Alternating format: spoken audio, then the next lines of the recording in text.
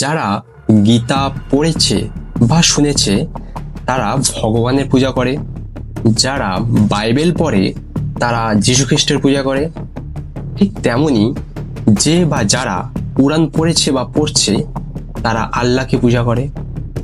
এখন যদি আমি বাঁটুল দ্য গ্রেট পড়ে বাঁটুলকে পূজা করি তাহলে আমি কি খুব ভুল করব? বা আমার ভুলটা কোথায়? আপনাদের ভগবান যেমন সর্বশক্তিমান তেমনি বাঁটুলেরও অবিশ্বাস্য শারীরিক ক্ষমতা। আপনাদের ভগবান যেখানে কর্মের উপর হস্তক্ষেপ করতে পারে না, কি হচ্ছে তা শুধু দেখে যেতেই পারে, তা সে যতই কুকর্ম হোক না কেন। এমনকি 3 বছরের শিশুকে রেপ করার মতো জঘন্যতম অপরাধ হলেও উনি শুধু দেখে যেতে পারে।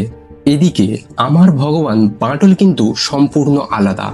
তার মধ্যে রয়েছে অসীম দেশপ্রেম এবং পরোপকার করার এক অদম্য ইচ্ছে শক্তি। বিদেশি শত্রুদের হাত থেকে দেশকে রক্ষা করা ও অসহায় মানুষকে সাহায্য করার ক্ষেত্রে সে সবসময় অগ্রণী ভূমিকা পালন করে। ভিডিও শেষ করার আগে বলি, বুঝিছে গ্রন্থ ভণ্ডের দল, মূর্খেরা সব শোনো। মানুষ এনেছে গ্রন্থ, গ্রন্থ আনেনি মানুষ কোনো।